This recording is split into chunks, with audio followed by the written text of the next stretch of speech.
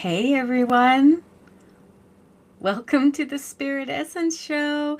I don't know why I'm coming in here all creepy like that, but I'm not sure if I'm supposed to be doing anything or not. So here I am. I'm going to start it anyway. Whatever happens, happens.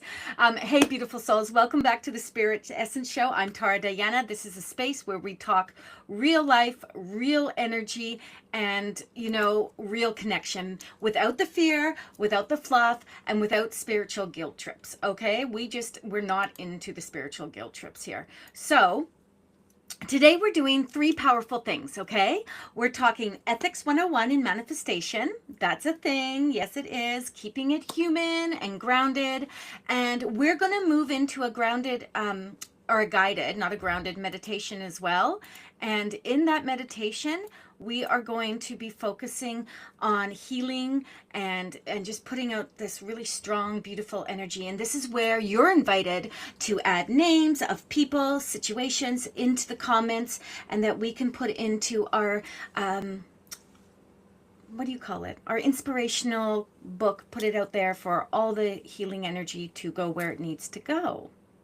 So, and then, because this is what we do here, we'll close with messages from Spirit and a midweek card pull for some straight up encouragement. Okay, so I hope you're here and I hope you're ready for this. And my glasses keep slipping down my nose, so you'll see me playing with them. Let's take a deep breath. Drop our shoulders. And let's just relax into the moment as we begin. I chose Ethics 101 about manifestation with purpose. So I want to clear something up right out of gate because people will get this twisted like nobody's business. I had a student contact me because she was stressed. She was hella stressed about a manifestation she put out and how it came to fruition, because it did come to fruition. Now, I'm not going to get into the whole thing, but she wanted her partner to come to an event and she didn't want him to be called into work. Okay, that was the thing. She wants him to come to an event, doesn't want him to get called into work, and all sorts of things happened. But in the end, her manifestation came through. She just wasn't happy with how it did, and she felt manipulative and she felt guilt with it. So I want to stop right here, babies. Right here, we're going to stop and we're going to have a moment because free will is the line. Okay? Always has been, always will be. The ethical line in manifestation, now stay with me, is intention versus manipulation. Okay? There is a big difference, babies, between my students saying, I'm open to him being able to come. Okay? Love that. Beautiful intention. I'm open to him being able to come. And her saying, I'm making him choose me over everything else. Whatever that everything is, I'm making him choose me. You. One is openness, obviously, right? One is openness. The other is control. And I want to say this, I'm not afraid of being in control. I'm not afraid of the word control. It's what you put into it that matters and how you go about it. So what really matters in this situation, though, when I'm sitting here and I was trying to kind of give her a little bit of advice about how manifestation works, I said to her that what matters is that you didn't force him. Okay? You didn't force him. You didn't remove his choice. You didn't take his free will away. Okay? And you didn't intend harm or interference. Right? That interference, I think, is what was playing with her. Did I interfere with his natural progression of his life? And all of that matters. Okay? Because manifestation works through existing pathways. Here's the part people forget. Manifestation, okay, doesn't always drop out of the sky like some kind of cosmic Amazon delivery. And I'm only saying that because I can hear the dogs and the Amazon delivery upstairs. It works through timing, attention, directions, decisions, missed calls, delayed emails, sudden openings. Those are all things And it doesn't mean you caused the missed call or the delayed email. It means life rearranged itself within its own logic. Okay? Within its own logic. It took what you put out there and said, okay, this can be, and this is how it's going to come to fruition. And I know that he did miss some calls and some emails. People were trying to reach him. And I truly believe that in her heart, part of the problem was I displacing other people by making this intention, this manifestation? Did I make someone else have to worry about things? And I'm going to get to that in a minute. If spirit, though, going back to the idea that life rearranged itself within its own logic, if spirit, universal energy, source, whatever you want to call it, my babies, had an ethical issue with all of this, trust me. And trust me, with my whole chest, your whole chest, the path would have closed, not opened. Because spirit is very efficient that way. They work in ways for our highest and best. If it absolutely was not for your highest and best, or my student's highest and best, or his highest and best, her partner's, it wasn't going to happen. So that brings us to the conversation of outcome does not equal responsibility. This is where people will tie themselves in energetic knots, I swear to the great goddess. Just because an intention was set, something was aligned, does not mean you are morally responsible. Listen, Linda, listen. Morally responsible for every ripple effect that follows. Are you still with me? This is a big thing. If we were morally responsible for everything that followed after we made an intention or a manifestation or a prayer or whatever you want to call it, if we were morally responsible for that, we'd have to take responsibility for every single door that opened, every opportunity someone else doesn't take, and every timing shift ever. And that is just too much for me to take on, baby. And I know it's going to be too much for you to take on. And who wants to take that on just because we have an intention? Right? And that's just not how all this spiritual and energetic stuff works, honestly. So we need to check the energy, not the event. And this, in my personal view, is where the real ethics test is. So if you're going to set an intention and you've got some misgivings about it, one, I don't know, babies, if I would literally set that intention then or place that manifestation. If I'm having that much doubt about it, I don't know if I would do it. But if it is something that you feel you really would like to see come to fruition, and you want to make sure it comes to fruition in the most ethical way possible, because as spiritual practitioners or individuals, may not be a practitioner, but individuals practicing spiritual work, such as intuitiveness and manifestation and releasing, etc., you might want to ask yourself, was my intention loving? Loving is a good word. Was I open or was I attached? Right? And that brings me back to what I said at the beginning there. You know, I'm open to having him be able to come.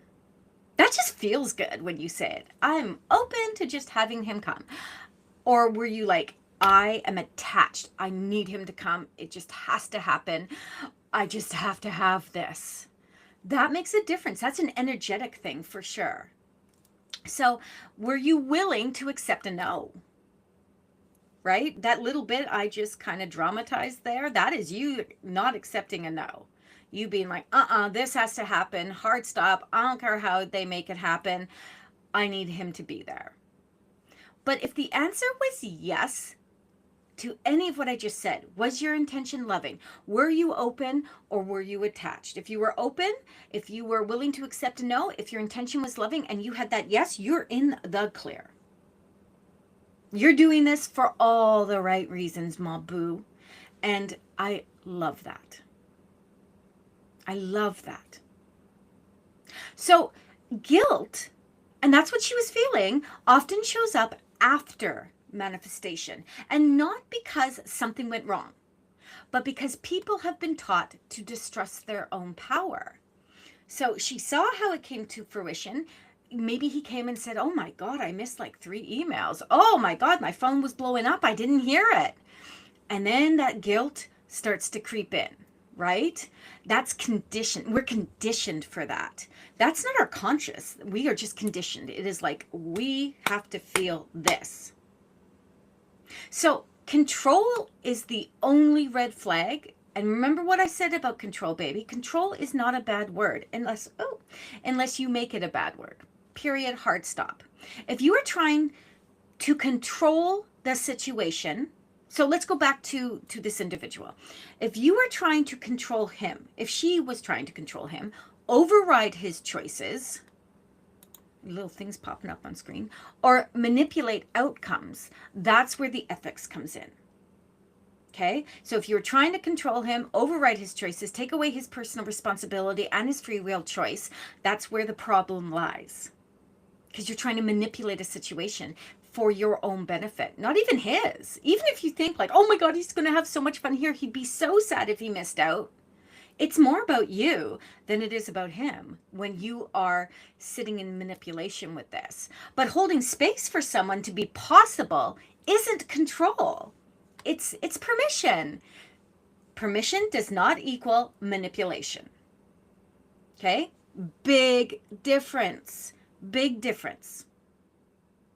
So I would love to see in the comments, whether you're watching this later or you're watching this now, what you think about this idea that permission does not equal manipulation, and how words are powerful and how you use them matters. So here's the bottom line.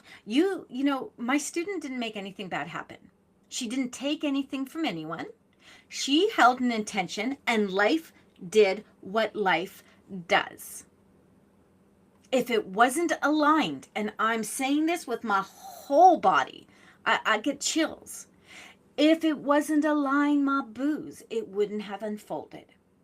And if you want a little bit of a mic drop here, babies, if manifestation worked the way you're afraid it does, none of us would be manifesting our parking spots. Okay? Right? You know how we all think we have a parking, well, we not being me, but we all think that we have a parking angel or a parking guide. It's your manifestation skills that actually do that. So yay you. And you want that parking spot, let me tell you, especially if it's raining. Okay. I feel like we've kind of come to a close on that one. But, one final thought on this, truthfully. Manifestation isn't about forcing outcomes, right? Like, let's do this as a gentle, reframe for the nervous system, because nervous system is like the new fad thing going on right now. But I love it because it's sincere and it's relevant. Manifestation isn't about forcing the outcomes. It's about aligning with what's already possible, right? The dinner, the event was already possible, babies. So she didn't bend reality. She noticed an opening. And it was up to him and spirit whether that opening was something he was going to walk through. And how he walked through it, that's none of our business. That's none of our business. So I hope that she's watching this. Well, I talked to her anyway, but I hope that she's watching this and she feels even better in all of this. And I think that this is a perfect opportunity for us to step into the next part of what the Spirit Essence Show thrives in, and that is the guided meditation. So make yourself comfy. If you want to skip it, skip it. You want to go back to it later, go back to it later. But it's about 10 minutes or so. So just make yourself comfy. We want to focus on alignment, permission, and trust in this one. And I did sit with this before we got on here, and I felt that this will be a really great grounding for us. So let's take a moment to settle in, get comfy. Like I said, do what you do. Place your feet on your floor if that makes you feel like you are more connected, or just allow your body to be comfortable where it is. Okay? Now gently close your eyes.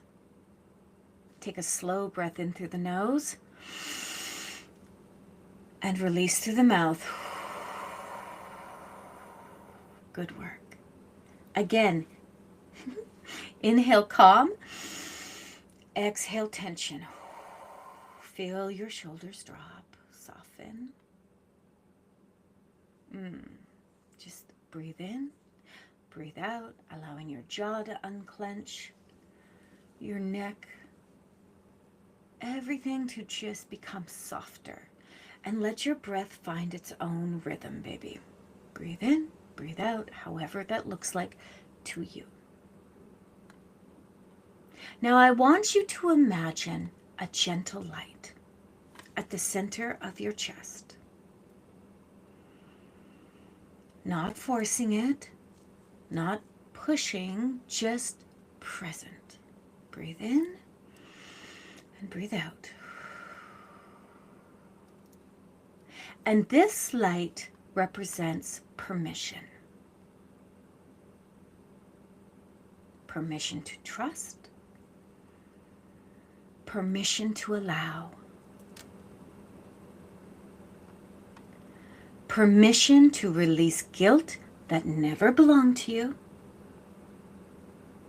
And with each breath, let that light expand softly through your body.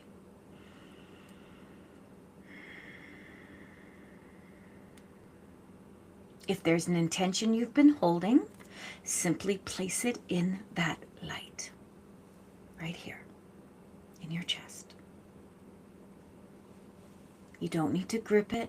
You don't need to be demanding. Just openness. That's it. It's just openness. And I want you to say quietly to yourself, out loud or in your mind's eye, I allow what is aligned.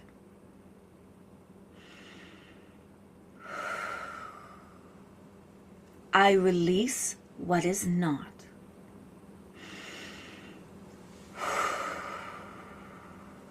I trust the unfolding. Now just sit for a moment and feel your nervous system settle. I allow what is aligned. I release what is not. And I trust the unfolding.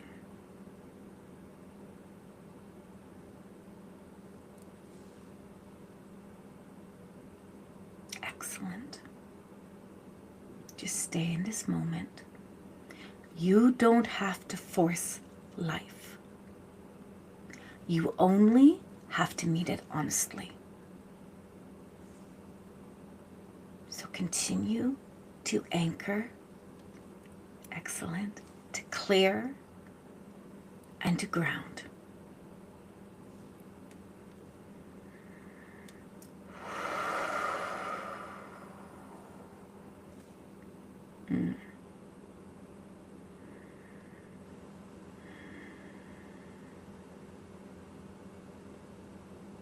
And you can come back to this mini meditation anytime.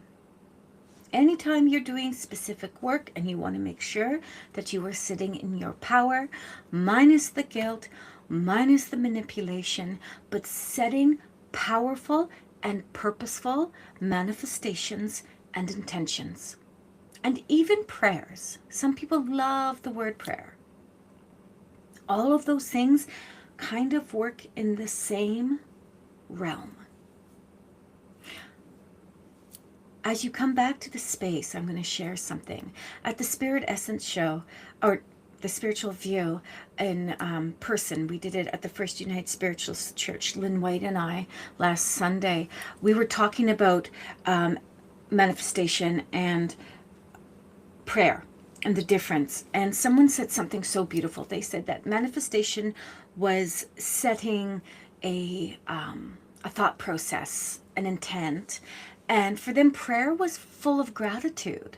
It was, I am thankful for all that is, all that I receive, and all that I can give back. I am thankful for the place that I am in, the food that I eat, the shelter over my head, etc., etc. And I loved that. And I'm going to do a whole talk on that down the road. But I really, really loved that. So prayer for me does feel like a bit of a different. It's not begging, which I was brought up. No one brought me up and said, if you pray, it's begging. Okay. But it felt like it. Dear God, please give me this. I feel like only you can give me this. When in fact, Spirit works with us, not for us. And I feel like there is a reason why we are conditioned to speak a certain way. Oh, that's definitely a topic for another time.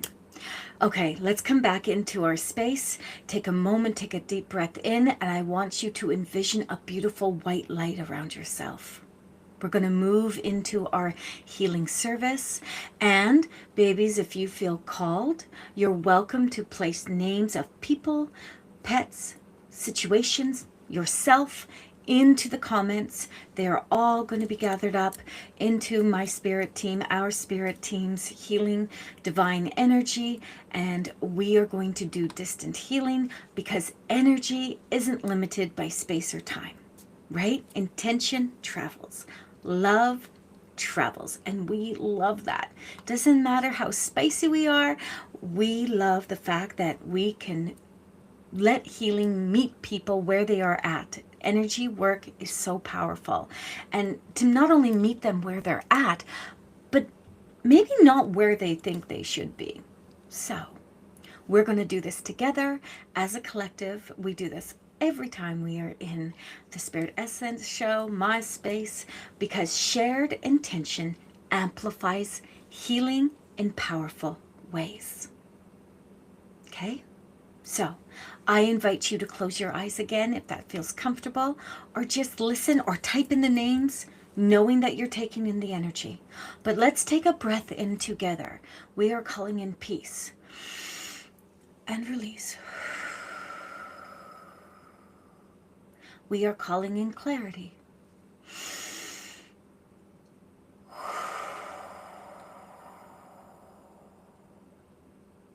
We call in gentle restoration for every name, every heart, every situation placed here in this group and whatever comes after.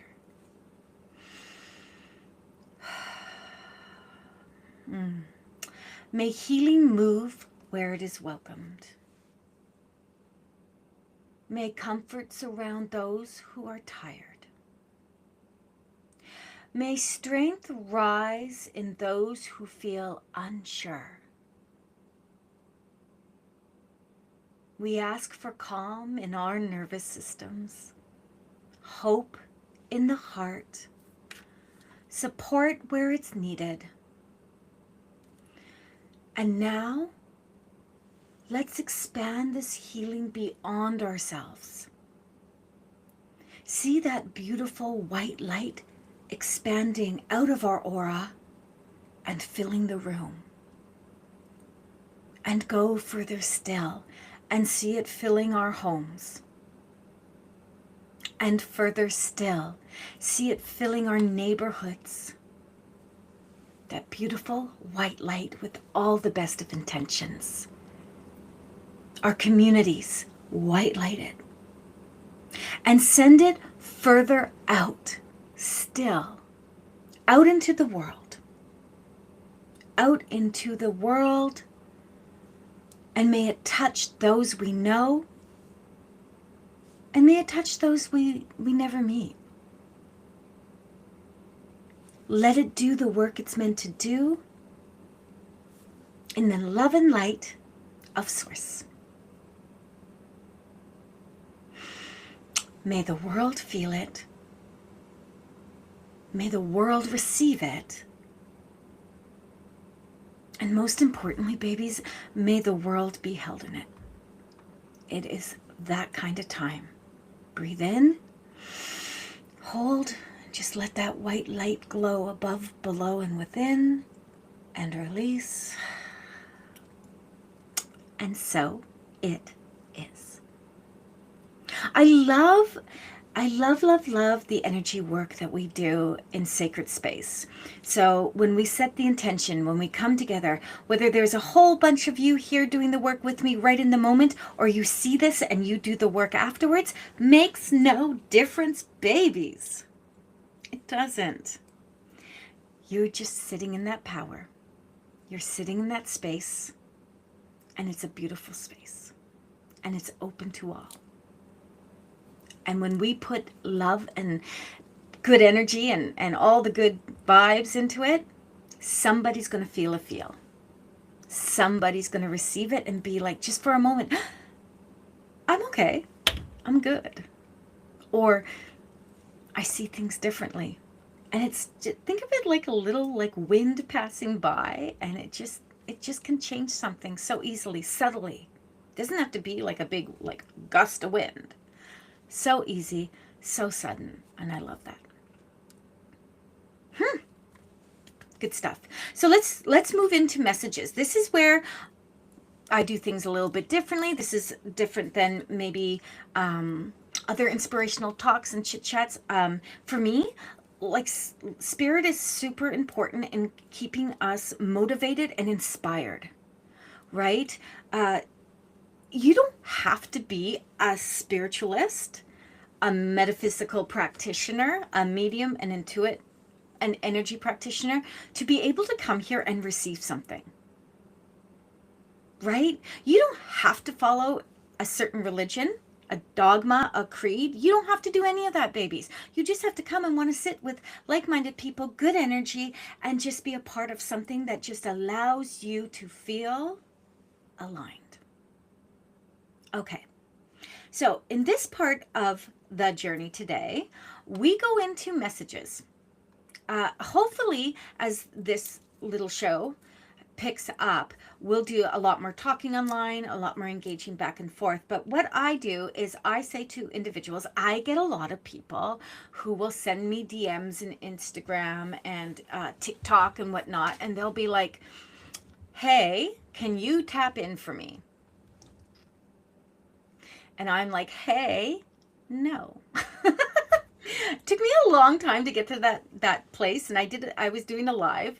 I think it was on Monday. I was doing a live, and I was talking about how someone had called me and asked me if I could tap in and give their mom a message from someone that just passed over. Now, all that guilt that I talked about up there about manifestation was kind of forming when I had to stay in my boundaries. And I was like, no, I can't do that. You can book a reading with me. And she said, no, I can't do that. And she gave me her reason. And of course, I always feel like if I don't do this, you know how I preach about all these metaphysical workers, these mediums who like flex this. I have like a 4-year waiting list, and they charge you a mortgage payment for that waiting list. And I'm always the one that's like, I don't need to see you 4 years down the road. 4 weeks? Possibly. 4 years? Immediately no. I'd be sending you to someone else if I couldn't fulfill that obligation. And am I like, I don't know. I'd like to think I'm worth, $2,000-$3,000, but I also know that who can afford that? I digress. I'm getting out of my lane here. My point being is that I stayed in my boundaries because my time does matter. I do have to stay in boundaries. And then I totally didn't realize this. I got off. I said, call me when you are more able in the right spot to do that, and I will happily fit you in wherever your mom in. And then my spirit team was like, hey, you know that when you set the boundary for yourself, you were so distraught with your boundary that you gave yourself an out. And they are so right. And I called her back and I was like, boo. I said, I have two ways for you to reach out to me and see if about getting a message without booking an actual appointment. One of them is go to my free lives. If you're following me on Facebook, I do them mostly on Facebook. If you're following me on Facebook, you'll see me pop up. Pay attention to my social media. You'll see me pop up, and come in there and put a post in and be like, Tara, I'm feeling this. I need this. Can you help a girl out? Could I get a card? Etc. etc. I'm in for it. I'm there. I want to be of service. I want to be of service. And there's a very good chance that if you come in there with a full question, I'm going to be able to tap into that easy peasy, other than just pulling stuff from spirit. I'll focus on what you want me to focus on. Spirit will focus on what you want us to focus on. And the other way is here in the Spirit Essence Show. I take different messages for people and I put them into the group, the space, and I answer them. So I take them about 2 days beforehand, and then I sit with them and I put them in here so that I can remember to do that. And I love that. I think that's super important. So if you have put a request in for a message and you put it in Monday night, Tuesday, I may not have seen it, and it will be in the next Spirit Essence Show. You may also find that there's a message in here that resonates with you and has nothing to do with you. There are times that I literally have Spirit say to me, you need to reach out to this person. And I'm like, immediately, no, I am not doing that. And then they'll say, give them the message, and this is where I'm going to do it. So one thing that I really feel about doing it this way is that it's not just about us talking about spirit, it's about letting spirit speak. So today's messages are like I said, requests, tap-ins. I love doing them both. They both make me feel good. So the very first message I'm going to give comes for Cassie, and that's the name I've written down. So as I'm sitting here, I'm feeling, Cassie, I'm feeling like I'm stepping into Father energy. Okay? Father's been gone for quite some time, please. Not a great life he led here. Do you understand? He's been crossed over for some time. He tells me he's watched you quietly from the other side. Yes, I love that. He has a lot of admiration for you. He's very aware of the new baby. He's very aware of the new baby, and he's thrilled. He's super happy. And then he's kind of dropping it for me, like the baby aspect. I feel like the baby's healthy. I feel like the baby's I feel like a bouncing baby, and I feel like the baby's healthy here. And when I'm asking him what else he wants to give, he says that you need to have strength and stand your ground. He's asking you, Cassie, to stand your ground, right? There is forward movement, he's telling me, but it has to be done with confidence. And you're going to be inspired. You're going to see things shifting and changing, but keep your cool. Keep your cool, Cassie. Don't stay stuck. If you don't like something, baby, speak up. Speak up. Okay? Let your voice be heard, because that's growth. I feel as though you have taken yourself from one place, put yourself in another place, had all these things happen, and Dad's like, it's okay. It's okay. Step back into your power. I also want to say to you, please, your dad has a very strong connection. He says you have other siblings, please. I feel like 2, and I feel male energy with them, please. But I feel like what he's talking to me about is being sure that you connect to your I want to say your spirit family. So I was going to say spirit team, but I don't feel like that's what they're talking about. So I'm just asking for clarity. I feel like he's saying connect to us in spirit, your elders, your ancestors, those in spirit, and allow us to work with you. And this is all about choosing to have forward motion, Cassie. Just keep moving forward. That feels powerful. That feels purposeful. He's proud, but he wants you to keep going and to smile. He literally just said, tell her to smile. Okay. the second message that came through, and I believe this one came up in YouTube. I'm not 100% sure. I can't remember. There's so many things that come up. But this is for Sasha, and I believe she was asking about a guardian angel. That's what my notes say anyway. So, Sasha, to answer your question, yes, you do have a guardian angel. We all have a guardian angel. How we see the guardian angel is different. I prefer to think of them as my protector guide. Some people see guardian angels as a spirit that's been with you since the day you were born. There's lots of things, so it's really up to you. How you know depends on how you sense.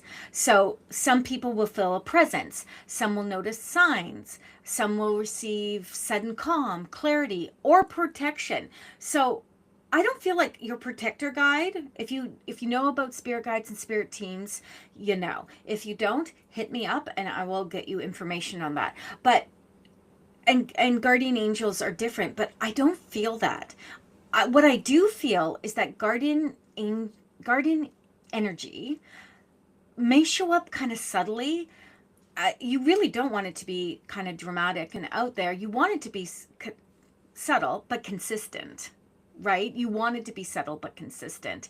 Interesting, when I'm sitting here, I keep getting told, Tara, guardian angels exist. Guardian angels exist, and they walk and they teach. And I'm like, okay, like I've been doing this work for 25 plus years, professionally, like 20 years. So when I say professionally, I mean full-time, all day, every day. But I'm like, okay, but guardian angel versus protector, and they're like, take it for what it is. So if you feel like your guardian angel is your protector, if that's what you want to call your protector, great. If you want to call your protector, you know, a guardian angel, vice versa, all over the place, whatever works, that's it. But what you want to look for, if you want to know if you have one that's working with you, that, and you do, baby, there's no not having one work with you, look for patterns. Okay, look for like gentle, like nudges, and look for moments where things seem to work out without force.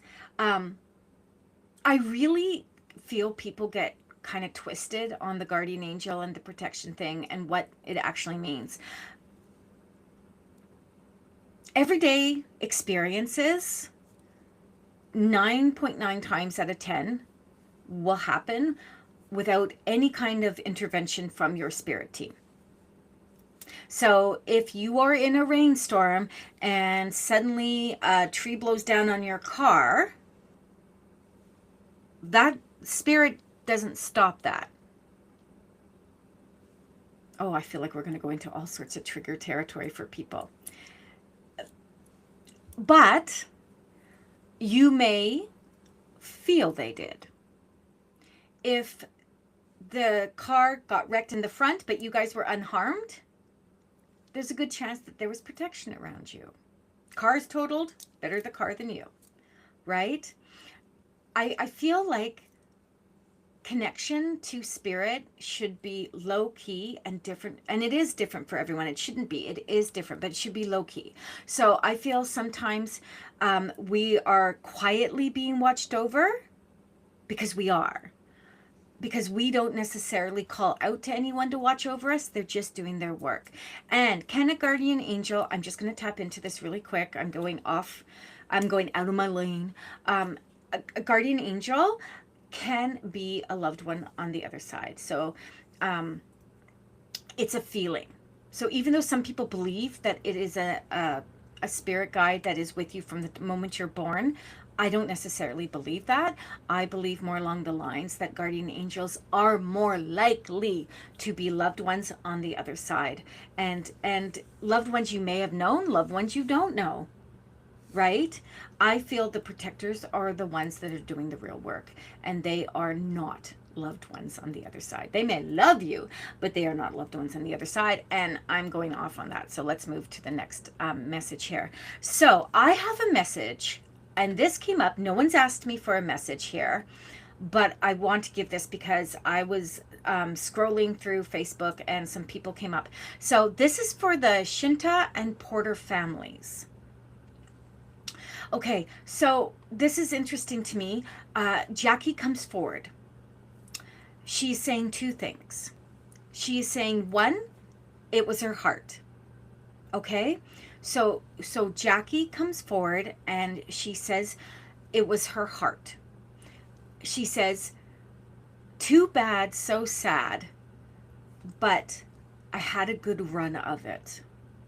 She also said she wants to let everyone know that she's made it to Mackenzie, to Kenzie. And I feel as though this would have been a young girl that would have passed many, many moons ago. So she's been on the other side for quite some time. Okay? She's made it to her. They are together. She is saying to me that everything happens for a reason. And she was tired anyway. She was tired anyway. And there's peace where she is.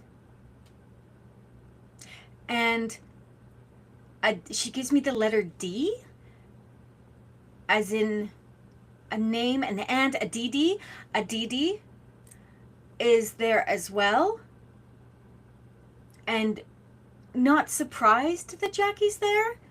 But Didi would have been surprised when she crossed over.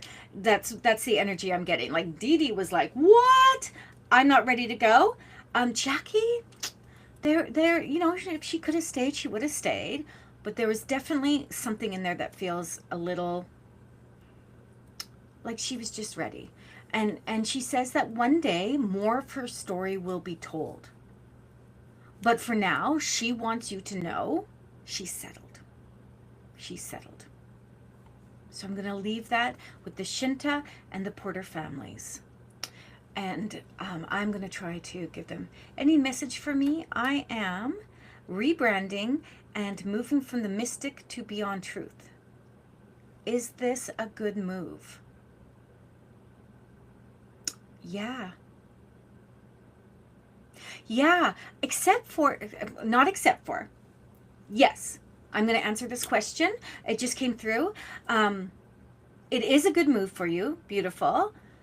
But I still feel the mystic has to do with some of this. So I don't know what beyond truth means for you. I mean, it means something to me, which kind of feels mystic. But Spirit said to you outright, this is good for you. Take it slow and don't give shade. Don't give shade.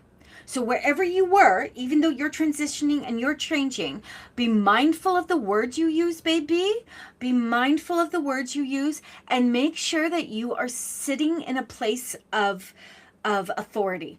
So not authority in that way that makes people go, ew, but authority. You're changing. You want to move forward into a different kind of thought process and be able to put it out there.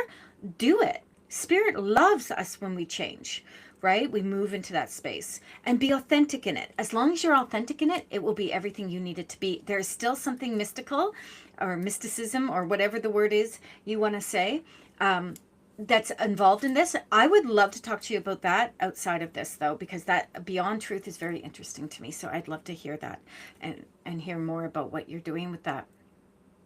Rebranding, you guys, there are people, I'm just going to say this. There are people, my sweet friends, that will have been like the most, Doreen Virtue.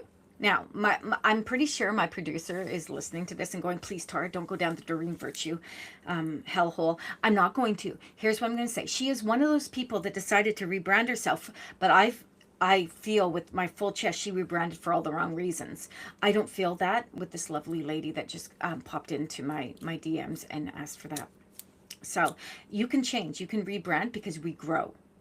And we may have learned everything we need in the brand we were in, for lack of a better word, and given everything we can in that brand, and we've grown into something else, and now we feel we can offer something more in that space. So I hope that makes sense to you. Let me know in the DMs. I'm going to go to something that came through on Monday night, and it was through the website, and it's Amisha. And if it's Amisha I'm thinking of, hello, beautiful. Thank you for asking this out loud, because a lot of people are feeling it, and it's a conversation that's being had all over the place. but some people just aren't brave enough to say it. So when you say you've been struggling with your place in the universe and wondering why you chose to incarnate here, I can feel that this is not coming from you feeling weak or anything like that. It's coming from a place of awareness. So this is a moment that you're having that is powerful. You're seeing the state of the world. And let me say this to everyone that's watching. The state of the world is effed up. Remember, I'm your no BS like metaphysical spiritual practitioner. It is effed up and it's heavy. So heavy, in fact, that if you're smart, you're going to scroll through a lot of the stuff.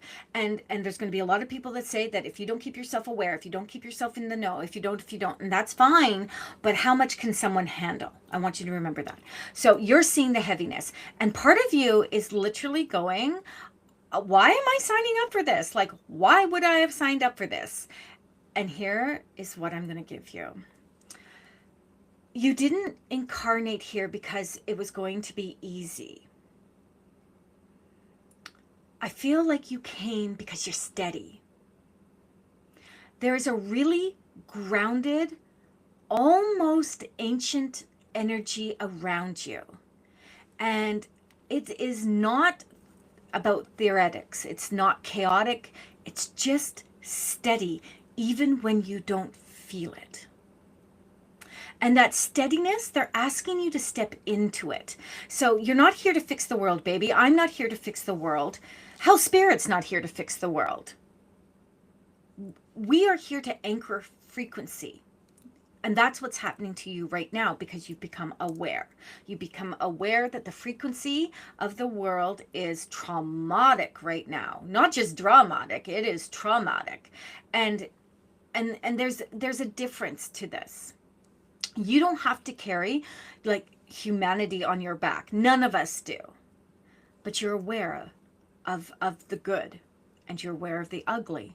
And you don't have to solve those global consciousness problems, right? We can't. But we can choose to live here well. You don't have to be open to spirituality to outrun the news cycle. What I'm getting for you literally is your awareness is enough. How you see, feel, hear, and know is important. What you do with who you are and the energy that you are in is what matters. Choosing to be aware can be a little hectic, no lie detected. But choosing to be aware and live well within that is the goal. You will have hard conversations, baby. You will look at things, thank you. You will look at things through rose-colored glasses one day, and then you will be like, why is there mud all over my glasses the next day? So I feel like the sadness, there's sadness to this question, is really about you living honestly, loving honestly, creating small ripples of sanity in this like super loud and like so unbalanced world right now. And there's something else I'm getting. You didn't choose to incarnate for the chaos, for this craziness. You choose to incarnate for the contrast. Oh, okay, Spirit, explain that to me. So, okay, we grow, our souls grow through contrast. Dark shows you the light, confusion strengthens discernment, right? Positive, negative, light, dark, like I said. Chaos will sharpen our inner truth, though. When it becomes really noisy, it will sharpen our inner truth. And this is what Spirit is really giving me super hella crazy, is you are supposed to be here. You just are. That's why you're here. You're not misplaced. You didn't fall behind somewhere. No one accidentally sent you back here. Because you're in a remembering phase. So sensitive you are. Oh, I sounded like Yoda there. Sensitive you are, and you are an aware soul waking up to the state of the world, and there is going to be this like weird temporary disorientation. Like, okay, I didn't sign up for this. This is not the vibe. This is not what I'm feeling. And, that doesn't mean that you're not supposed to be here. It doesn't mean a mistake was made. Doesn't mean anything like that. It means your consciousness is expanding. And we should all take a good look at that, to be honest to you. And here's what Spirit's saying to you. If you weren't meant to be here, you wouldn't still feel called to understand your place in it. And the very fact, baby, that you're asking this tells me that you are connected. So don't let the world consume you. That's not why you're here. Okay? Move through this with discernment. Really just move through it with discernment. Pick and choose. Be strong. Don't look for some big assignment out of this, because you're not going to find it. Okay? Just calm strength. You don't need to do more. Maybe root deeper and know that what you're doing is enough. Be present, be conscious, for real. But you don't have to fix any of this yourself on your own. Putting out that good energy, it's real. It's what I talked about when we talked about distant healing. And right now, Spirit is encouraging you to limit your overexposure to the collective chaos, because people are spewing stuff. The light, the dark people, the ugly people, the people. Why did I say the ugly? Okay, I don't know where that came from. Reconnect with your body, Amisha. Reconnect with what feels real and tangible, what you can handle, and continue to build your life in a way that feels sane, baby. You don't have to suffer through all the headlines and all the weird stuff that other people are putting out there. You're here to experience, to evolve, and to embody, and you're doing that. So just breathe. Just breathe. I love that. Oh my God, I love that so much. Thank you, Spirit. Thank you, Amisha. There is so much growth. And if anyone is feeling that they are at a loss with all this energy, I sincerely, hit me up and join a circle, join a group, right? Find a place where you can feel safe, sacred and safe. I love those two words together. Okay, let's pull a card.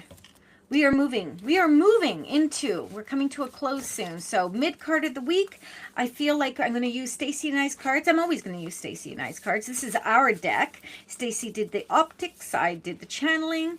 And so let's see what's going on here.